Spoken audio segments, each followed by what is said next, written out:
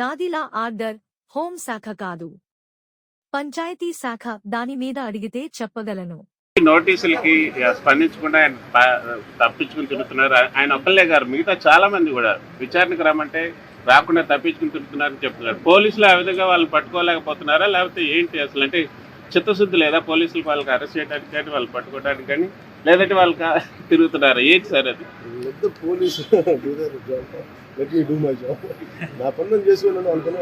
అట్లా కదా, గత గవర్నమెంట్ లో అయితే ఎక్కడున్నా కూడా పట్టుకొని వచ్చేవాళ్ళు, ఇక్కడ మాత్రం పోలీసులే వాళ్ళు చెప్తున్నారు వాళ్ళు తప్పించుకున్న సందర్భాలు ఇలా అనిపించట్లా. పైగా ఇప్పుడు చంద్రబాబు గారి మీద నందిగామలో దాడి చేసిన వాళ్ళు సింపుల్ గా కోర్టుకు వెళ్ళి వచ్చి బయటకు వచ్చేసామని చెప్పి నల్లర ఎగరేసుకునేటువంటి పరిస్థితి కనిపిస్తా ఉంది.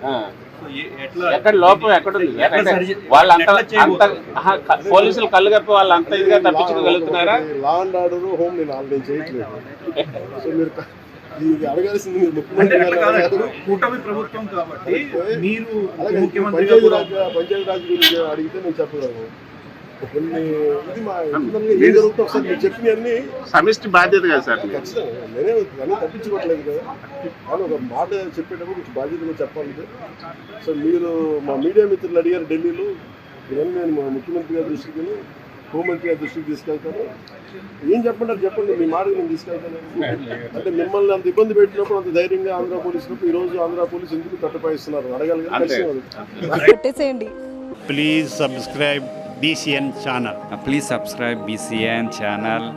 ఇందులో మీకు కావాల్సిన అన్ని రకాల హంగులు ఉంటాయి. Hi, this is MM Sri Lanka. Please subscribe to BCN channel.